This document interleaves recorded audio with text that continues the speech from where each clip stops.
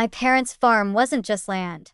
It was mornings that started before sunrise, hands that smelled like soil and apples, a kitchen table scratched by decades of family dinners. And it was supposed to be mine and my sister's together. That's what we promised. When our parents died in a car accident, I was 27. My sister, Claire, was 34. Older. Louder.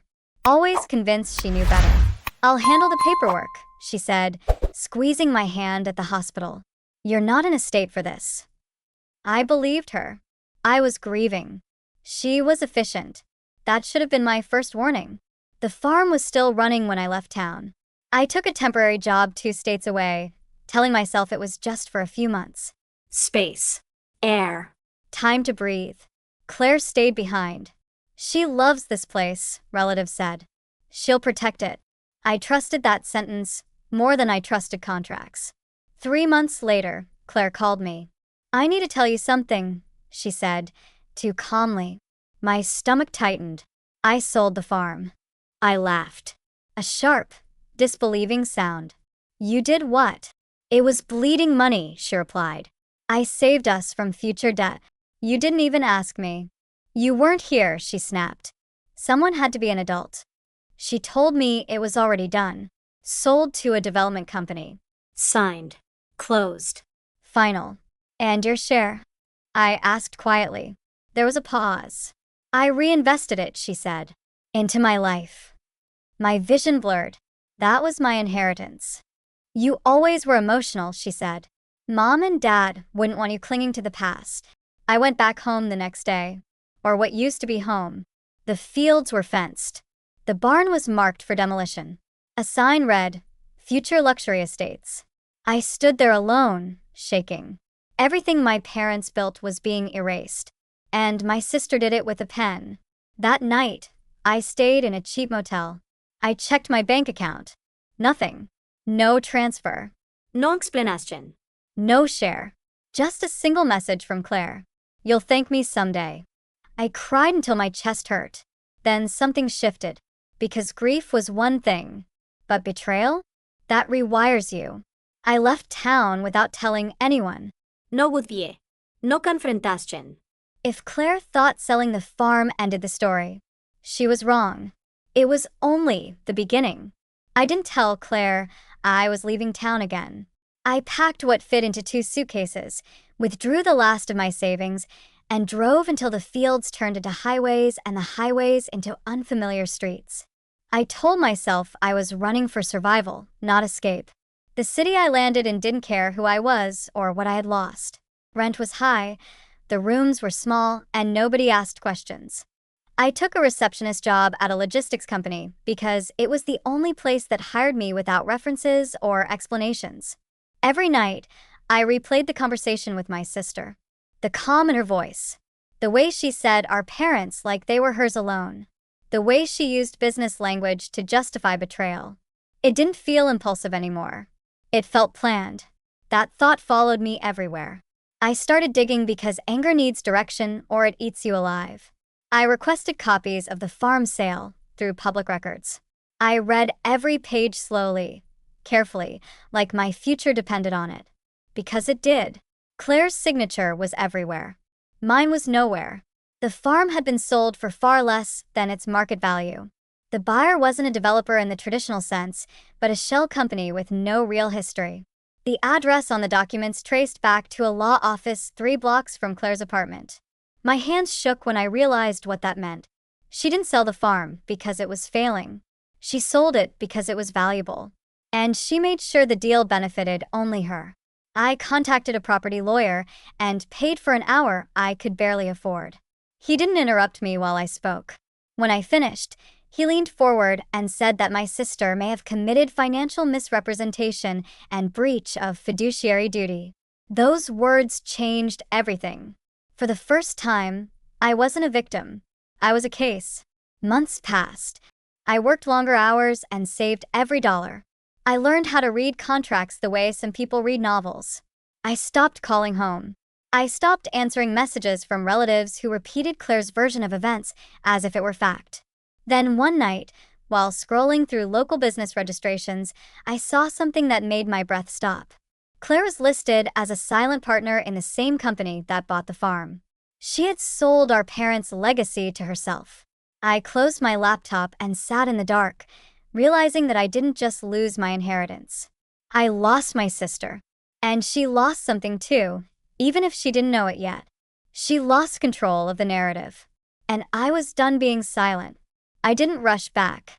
That was the first smart decision I made after everything collapsed. Claire had time on her side, or so she thought. She believed the story was finished. The farm was gone, the money was hers, and I had disappeared quietly enough to be erased. While she was building a new life, I was building something else. Proof. From the outside, Claire looked untouchable. She posted photos from wine tastings, charity events, and real estate mixers. She talked about sustainability, community growth, and honoring our parents' entrepreneurial spirit. People praised her for turning old farmland into opportunity. They didn't know the land wasn't hers alone. They didn't know I existed anymore. And that suited me perfectly. I kept my job but changed departments, moving into operations and compliance. I learned how companies hide ownership, how shell entities are structured, how paper trails are designed to confuse rather than inform. Every night, I cross-referenced records. The farm sale, the buyer, the transfers, the delayed payments, the consulting fees that led back to Claire's accounts. She wasn't careful. She was confident. Confident people leave patterns. The lawyer I hired worked quietly. No threats. No letters. No confrontation. He advised patience and precision.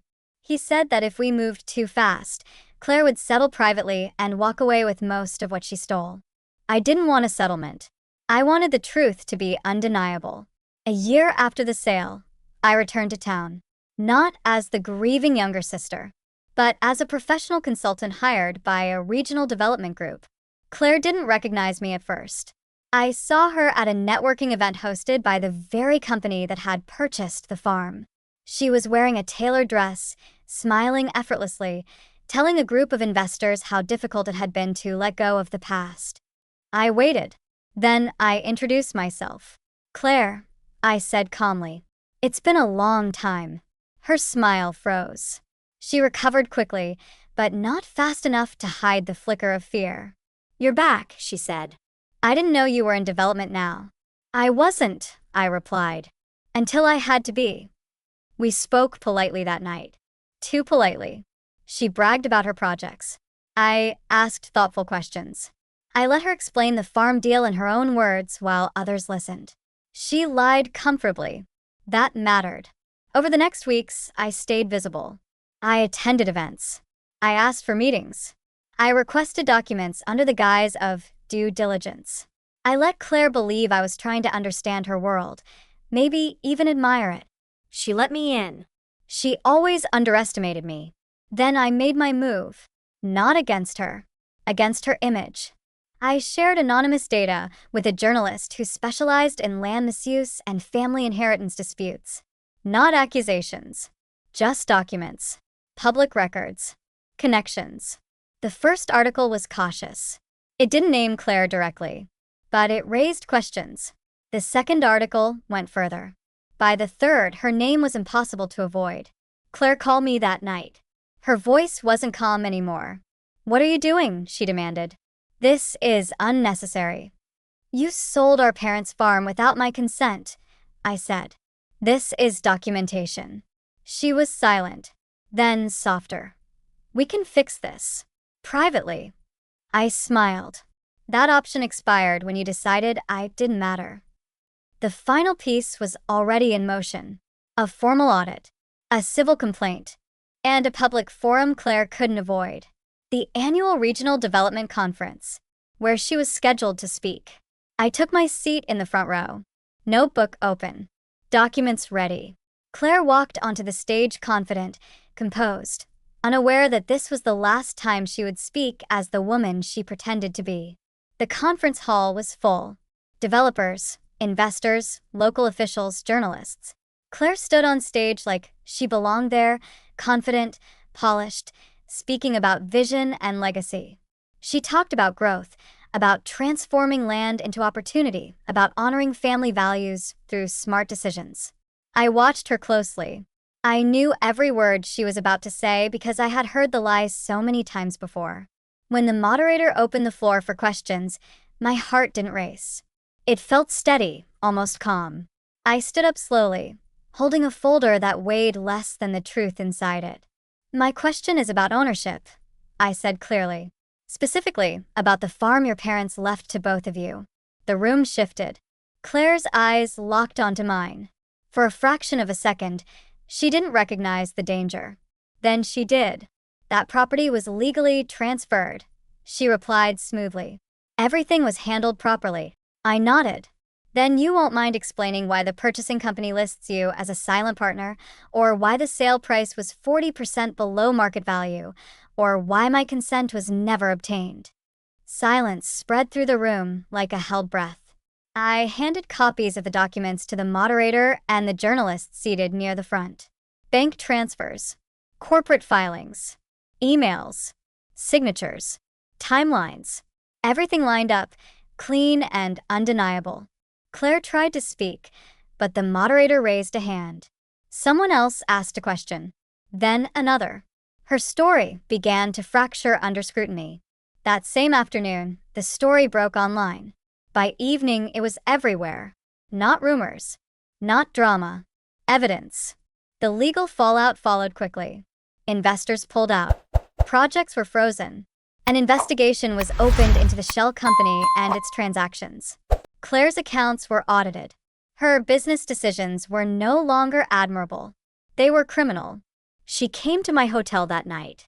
Not confident, not superior, just desperate.